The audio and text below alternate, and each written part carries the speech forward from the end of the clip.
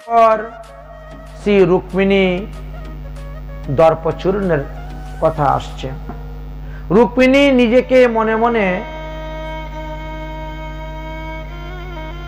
তিনি চিন্তা করতেন যে আমি হলাম যুবতী, আমি হলাম সুন্দরী, আমি হলাম রাজকন্যা, এই জন্য কৃষ্ণ সবসময় আমার কাছে থাকেন, অন্য কারো কাছে যান না। আর বাস্তবে তো ভগবান শ্রীকৃষ্ণ 16,108টা রূপ ধারণ করে সবার কাছেই গেছেন যান। রাজকার্য করার সময় একসঙ্গে সব ঘর থেকে বেরোন, রাস্তায় এসে এক কৃষ্ণ হয়ে যান, হয়ে রাজকার্যে যান। তো সবাই মনে করে আমার স্বামী রাজকার্য করতে গিয়েছেন, কার্য শেষ আবার 16,108 হয়ে যান। এই জন্য সবার মনে একটা অহংকার, কৃষ্ণ শুধু আমার কাছেই থাকে, আর কারো কাছে থাকে না। আমার ঘর থেকে যায় রাজকার্যে, আবার আমার ঘরেই ফিরে আসে। তো অতিরিক্ত অভিমান ছিল রুক্মিণীর। এই রুক্মিণীর অভিমান চূর্ণ করার জন্য ভগবান শ্রীকৃষ্ণ এক লীলা করেছিলেন। একদিন ভগবান শ্রীকৃষ্ণ শয়ন করে আছেন, সত্যভামা বাতাস করতেছেন। শ্রীকৃষ্ণ বলতেছেন, ওগো সত্যভামা, রুক্মিণী, তুমি না আমাকে বিয়ে করে ভুল করেছ। তোমাকে বিয়ে করার জন্য বড় বড় রাজরাজারা এসেছিল, আর তাদেরকে বিয়ে না করে তুমি আমাকে বিয়ে করলে।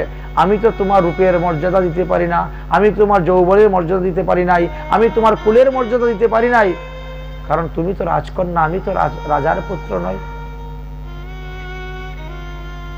এইভাবে বলতে বলতে শেষে কি বলছেন, আচ্ছা হোক, তোমার 11টা সন্তানের মা হলে কি হলো, এখনো তুমি ইচ্ছা করলে তুমি গিয়ে যে কোনো কাউকে বিয়ে করতে পারো, আমি তোমার অনুমতি দিয়ে দিলাম। 11 সন্তানের মা হওয়ার পরেও ভগবান শ্রীকৃষ্ণ বললেন, আমি তো তোমার সম্মান দিতে পারি নাই, অতএব তুমি তোমার ইচ্ছা মতো অন্য কোনো পুরুষকে কি বিয়ে করে নাও, যাও, তোমার অনুমতি দিয়ে দিলাম। সেই স্থানে রুক্মিণীর দর্পচূর্ণ হয়েছিল, হাত হইতে পাকা পড়ে গেছিল। তখন ভগবান শ্রীকৃষ্ণ বলে, আরে তোমার সঙ্গে পরিহাস করেছি। যে মাং ভজন্তি দম্পত্যৌ তপস্যা ব্রহ্মচর্যায়া কামতপন পরিবর্গং মোহিতাম মম মামায়া। হে প্রিয়ে, আমি হলাম মোক্ষধাম, আমি হলাম ভবসাগর পারের একমাত্র কাণ্ডারী।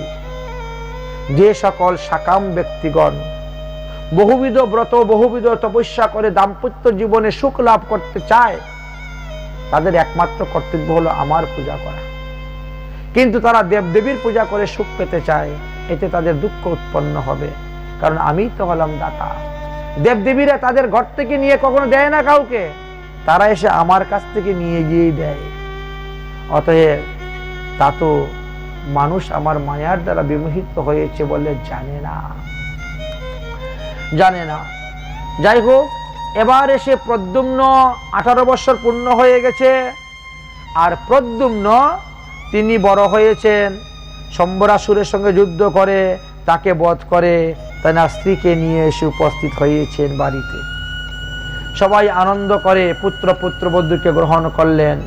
এবার সমস্যা বেড়ে গেল, কারণ শ্রীকৃষ্ণ, উদ্ধব আর প্রদ্যুম্ন 3 জনকে দেখতে একই রকম।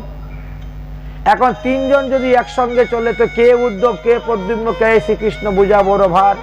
একজনকে দেখলে আরেকজন লুকিয়ে যায়, সর্বনাশ, কে জানি কে আসলো, কথা বলতে সংকোচ। 3 জন একই রকম। ভগবান শ্রীকৃষ্ণের এবার এক নাতি জন্ম নিল। এই প্রদ্যুম্ন থেকে জন্ম নিলেন অনিরুদ্ধ। অনিরুদ্ধ জন্ম হওয়ার পরে প্রদ্যুম্ন আরেকটি বিবাহ করেছিলেন। এরপরে তার ঘরেও সন্তান হয়েছিল।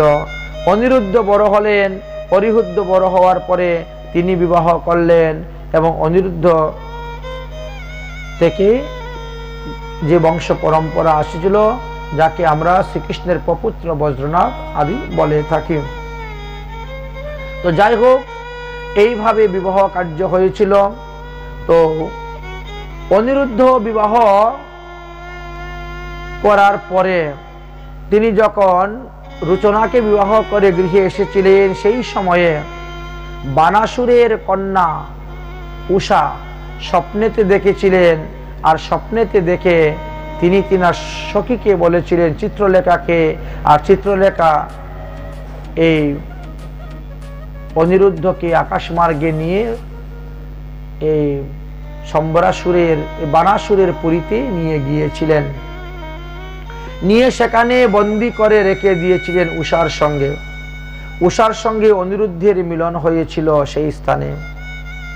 তো এইভাবে অনিরুদ্ধ উষার মিলন হয়েছিল, কেউ সে বিষয়ে জানতেন না। একদিন এক দাসী গিয়েছে উষার বস্ত্র ধৌত করতে, আর তখন উষার গায়ের লক্ষণ দেখে বুঝতে পারলেন যে উষা ঋতুবতী, তো গর্ভবতী। তখন তিনি এসে রানীকে জানালেন, রানী রাজাকে জানাইলেন, এবং বানাসুর তখন গেলেন, গিয়ে দেখতে পেলেন যে শ্রীকৃষ্ণের নাতি অনিরুদ্ধ সেইখানে অবস্থান করতেছে। তার সঙ্গে যুদ্ধ করলেন, তাকে বন্দী করলেন, কারাগারে নিক্ষেপ করে রেখে দিলেন। এদিকে রুচনা কান্না করতেছেন, তিনার স্বামীকে খুঁজে পাওয়া যাচ্ছে না, খুঁজে পাওয়া যাচ্ছে না। ভগবান শ্রীকৃষ্ণ জানা সত্ত্বেও কিছু বলছেন না। এইভাবে বহুদিন গত হয়ে যাচ্ছে। তো বহুদিন গত হয়ে গিয়েছে। একদিন দেবর্ষি নারদ এসে উপস্থিত হয়েছেন। দেবর্ষি নারদের চরণে পড়ে রুচনা বলছে যে আমার স্বামী কোথায় গিয়েছেন, কোনো খবর নেই, আপনি কৃপা করে বলুন, আপনি তো সর্বত্র ঘুরে বেড়ান। তখন তিনি বলছেন যে বানাসুরের রাজ্যেতে তোমার স্বামী বন্দী আছে। এই কথা শ্রবণ করে রুচনা তখন শ্রীকৃষ্ণের কাছে গিয়ে বললেন যে দাদু, তোমার নাতি এখন বন্দী আছে বানাসুরের রাজ্যে, তুমি যাও, গিয়ে তাকে উদ্ধার করে নিয়ে আসো। ভগবান শ্রীকৃষ্ণ বানাসুরের সঙ্গে যুদ্ধ করার জন্য রওনা হলেন, এবং চতুরঙ্গ সেনা নিয়ে রওনা হয়েছেন বানাসুরের সঙ্গে যুদ্ধ করতে। কিন্তু বানাসুরের সঙ্গে যুদ্ধ করতে যখন গিয়েছেন, তখন বানাসুরের দরজার সামনে মহাদেব দারোয়ান ছিলেন। মহাদেব বলছেন, আমি জীবিত থাকতে, আমার দেহের মধ্যে প্রাণ থাকতে আমার শিষ্যের উপরে কোনো আঘাত আনতে দিব না। যদি যুদ্ধ করতে হয় তাহলে আগে আমার সঙ্গে যুদ্ধ করো, তারপরে আপনি ভিতরে যাবেন যুদ্ধ করতে। পরীক্ষিত মহারাজ জিজ্ঞাসা করলেন, গুরুদেব, বানাসুর এমন কোন পুণ্য করেছে যে পুণ্যের ফলে মহাদেব তার ঘরের দরজার দারোয়ান হয়ে গেলেন? আমরা আগে শুনেছি যে বামন ভগবান বলিরাজার ঘরের দরজার দারোয়ান হয়েছিলেন, কিন্তু এখন শুনতে পাচ্ছি মহাদেব বানাসুরের রাজ্যের দরজার দারোয়ান হলেন। এর কারণটা কি বলুন?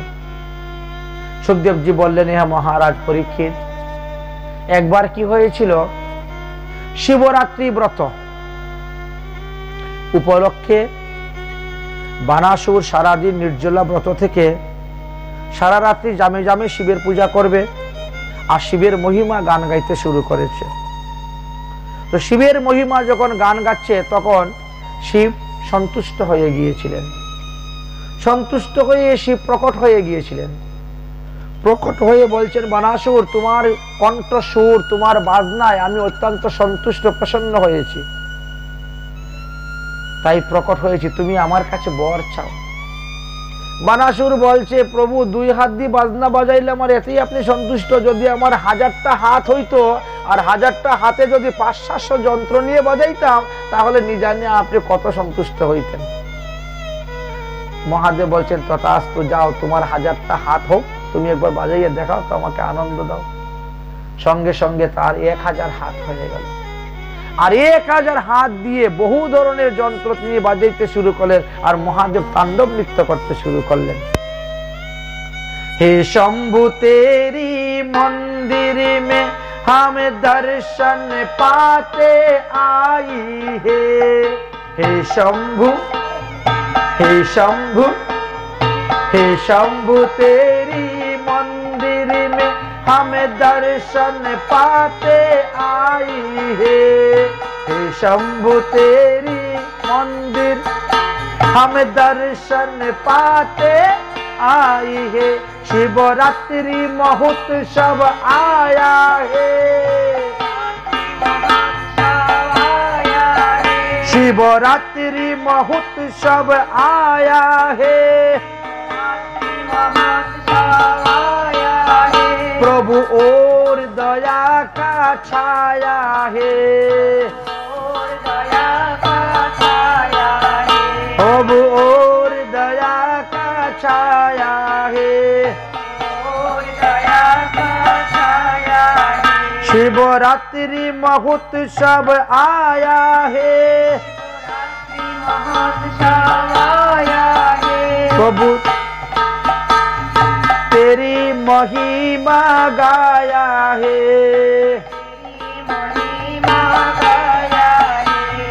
हे शंभु तेरी मंदिर में हम दर्शन पाते आया है, हे शंभु हम दर्शन पाते आया है। शिवरात्रि महोत्सव आया है, प्रभु और दया का छाया है, तेरी पूजा करे तेरी भक्तन ने, हम दीपी जलाते आया है, हे शंभु तेरी मंदिर में हमें दर्शन पाते आया है।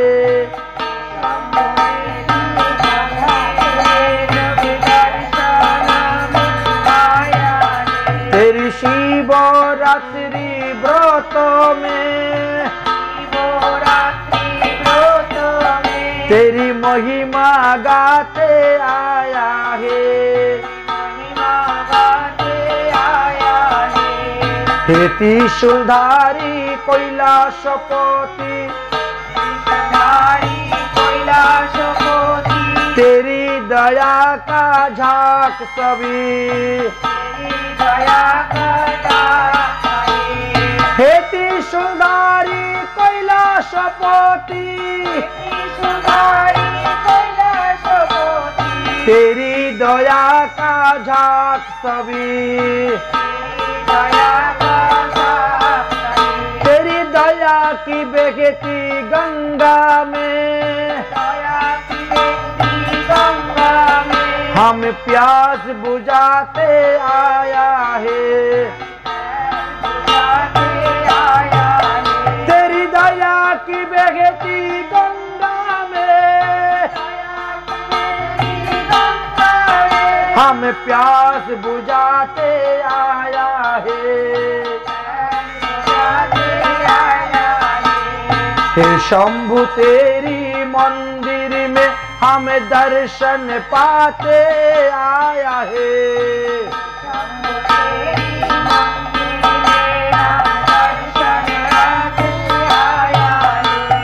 हे शंभु तेरी चरणन में हम भक्ति मांगने आया हूँ, तेरी जीवर की चंडी मस्ती में वो तेरी महिमा गाते आया हूँ, ओ हे शंभु तेरी मंदिर में हम दर्शन पाते आया हूँ,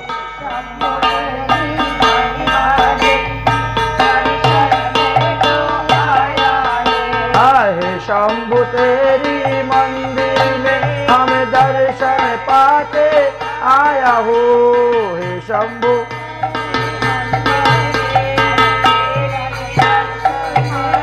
हर हर महादेव। এইভাবে মহাদেবকে তিনি সন্তুষ্ট করে ফেলেছিলেন, যার কারণে মহাদেব বললেন আমি সন্তুষ্ট হয়েছি, অতএব তুমি বর চাও, তুমি যেই বর চাইবে আমি তোমাকে সেই বর প্রদান করব। তখন বানাসুর বললেন তাহলে আপনি আমার দরজার দারোয়ান হয়ে থাকুন, সর্বদা আপনি আমাকে সর্ব অবস্থাকে রক্ষা করবেন, যেহেতু আপনি হলেন রুদ্রদেব। ঠিক আছে, সেই থেকেই তো রয়ে গেলেন। এবার বানাসুরের এই 1000টা হাত নিয়ে উঠা বসা খাওয়া দাওয়া চলা ফেরা তো কষ্ট হয়ে গেল। প্রভু এই হাত নিয়ে তো আমি চলতে পারছি না, কষ্ট হচ্ছে। ভগবান বলছেন, মহাদেব বলছেন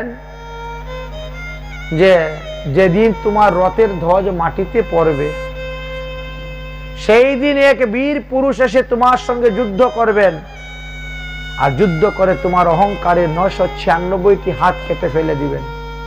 মাত্র 4টি হাত তোমার থাকবে, আর 4 হাতে তুমি আমার সঙ্গে আমার পার্শ্বদ হয়ে কৈলাস ধামে তুমি যাবে। তো প্রতিদিন ঘুমের থেকে উঠে এসে একবার দেখে রথের ধ্বজ তো পড়তেছে না। এইভাবে করতে করতে করতে করতে এই সময় এসে উপস্থিত হয়েছে। কৃষ্ণ যেদিন আসলেন সেদিন রথের ধ্বজ পড়ে গেল। বানাসুরের সঙ্গে যুদ্ধ করতে চাইলেন, তখন মহাদেব বলছে আমি জীবিত থাকতে আমি যুদ্ধ করতে দিব না বানাসুরের সঙ্গে, আগে আমার সঙ্গে যুদ্ধ করতে হবে। ভগবান শ্রীকৃষ্ণ 12 অক্ষয়িনী সৈন্য নিয়ে গিয়েছিলেন বানাসুরের সুর্ণিতপুরী আক্রমণ করে যুদ্ধ করার জন্য।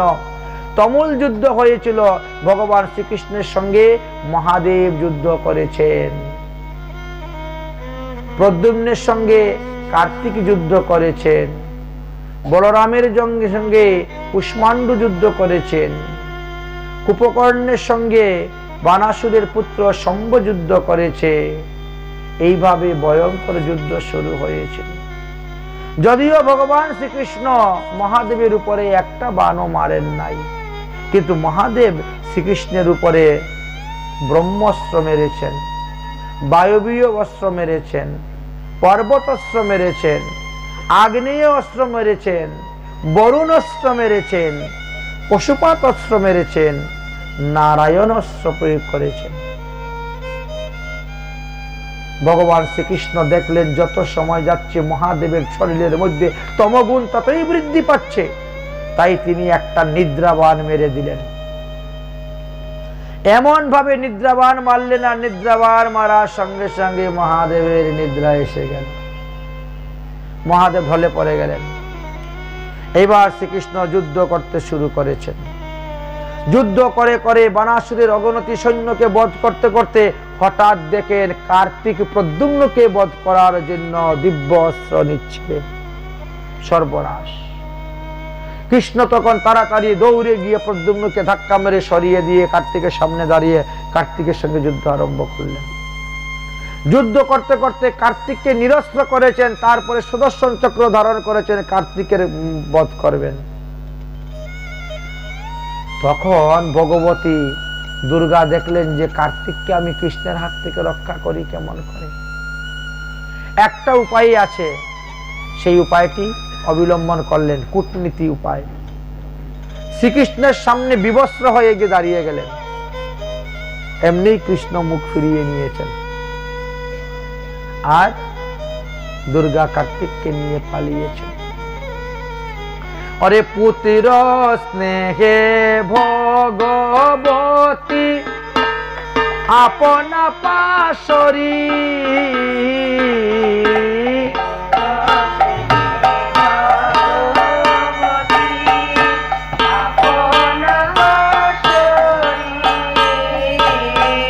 কৃষ্ণের রসনে মুখে গেলেন হয়ে দিগম্বরী।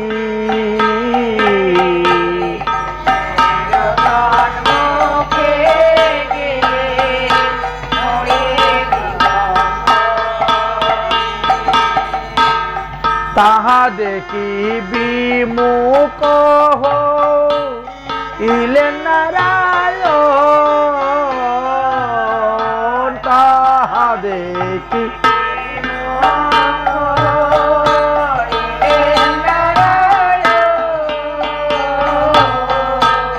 জুর হস্তে ভগবতী করেন স্তম্ভ,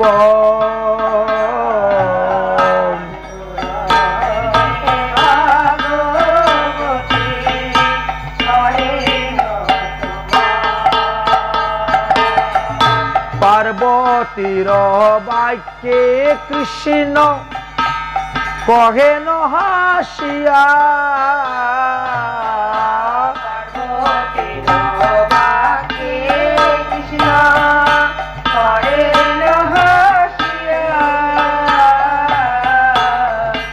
শিবের পাশে যাও গো তুমি বসন পরিয়া, শিবের পাশে যাও গো তুমি বসন পরিয়া। এ নীতি তোমার নহে কি কহিব আমি,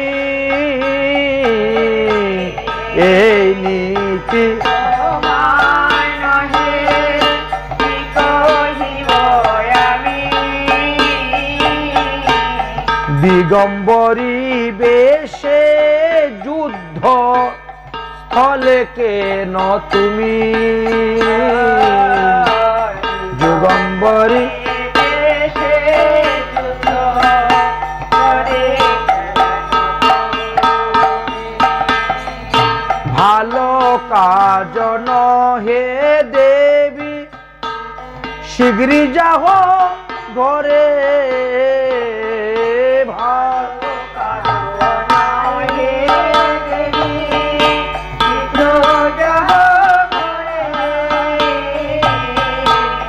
অভয় দিলাম আমি তোমার কুমারে,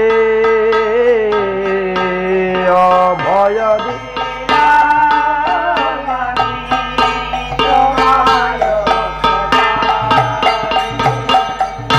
এ তো বলি চক্র তখন রাখে নারায়ণ,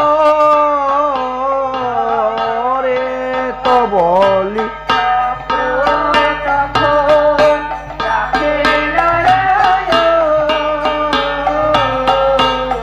কার্তিক লয়ে গৌরী দেবী করিলা গমন,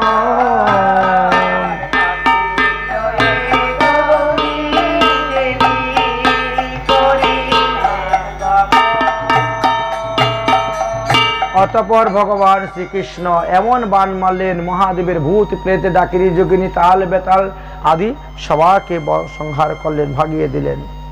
তারপরে শুরু হলো বানাসুরের সঙ্গে যুদ্ধ। বানাসুরের সঙ্গে যুদ্ধ করতে করতে করতে করতে বাণকে যখন তিনি মেরে ফেলে দিবেন, তিনি অস্ত্র নিয়েছেন, তখন আবার ভগবতী দিগম্বরী হয়ে আসছেন। আবার কেন বলে বাণ হলো আমাদের শিষ্য, শিষ্য পুত্র সমতুল্য, তাকে রক্ষা করা আমার কর্তব্য। তুমি যেমন কার্তিককে রক্ষা করেছ, সেইভাবে এই বাণকেও প্রাণ ভিক্ষা আমি চাই দাও। ভাই দিগম্বরী বেশ ধারণ করে আসছিলেন, মুখ ফিরিয়ে নিয়ে গেলেন বানাসুর, চলে গেলেন ঘরের ভিতরে। দেখলেন মহাদেব অজ্ঞান হয়ে পড়ে আছে, এখন কে যুদ্ধে যাবে? তাই তিনি কি করলেন, দেখলেন মহাদেবের একটা বাণ আছে ঘরের ভিতরে, তার নাম হলো রুদ্রজ্বর। বানাসুর সেই রুদ্রজ্বর বাণ মেরে দিয়েছেন ঘর থেকে, আর ভগবান শ্রীকৃষ্ণের যত সৈন্য ছিল সবার জ্বর এসে গেছে। এমন ভাবে জ্বর এসেছে, তারা নিজেদের অস্ত্র নিজেরা হাত দিয়ে তুলতে পারতেছে না, যুদ্ধ করতে পারছে না। ভগবান শ্রীকৃষ্ণের সৈন্য সব মারা যাচ্ছে, একের পর এক শ্রীকৃষ্ণের সৈন্য মারা যাচ্ছে দেখে ভগবান শ্রীকৃষ্ণ বড় চিন্তিত হয়ে গেলেন, কি ব্যাপার? তখন বুঝতে পারলেন যে রুদ্র জ্বর এসেছে। ভগবান শ্রীকৃষ্ণ তখন শীতল জল সৃষ্টি করলেন, আর শীতল জল সৃষ্টি করিয়া ছেড়ে দিলেন। রুদ্র জল শীতল জলের মধ্যে যুদ্ধ হলো, যুদ্ধ হয়ে শীতল জলের কাছে রুদ্র জ্বর পরাজিত হলেন। ভগবান শ্রীকৃষ্ণের কাছে বেঁধে নিয়ে আসলো রুদ্রজ্বরকে। রুদ্রজ্বর বলছে, ত্রাহিমাম ত্রাহিমাম রক্ষমাম, আমাকে রক্ষা করো রক্ষা করো। বলছে, তাহলে তুমি কথা দাও, আজকে থেকে আমার ভক্তকে তুমি ধরতে পারবে না। রুদ্রজ্বর তখন কথা দিলেন যে আমি আর আজকে থেকে তোমার ভক্তকে ধরবো না, আমাকে ছেড়ে দাও। এইভাবে উষা এবং অনিরুদ্ধের বিবাহকে কেন্দ্র করে 25,47,270 জন লোক মারা গিয়েছিল শ্রীকৃষ্ণের নাতির বিয়ে। শ্রীকৃষ্ণের নাতি অনিরুদ্ধ উষাকে বিয়ে করতে গিয়ে বানাসুরের সঙ্গে যুদ্ধ হয়েছিল, আর সেই যুদ্ধে ভগবান শ্রীকৃষ্ণের 25,47,270 জন সৈন্য মারা গিয়েছিল এক নাতির বিয়েতে। চিন্তা করতে পারছেন? এইভাবে উষা অনিরুদ্ধের বিবাহ কার্য সম্পূর্ণ হলো।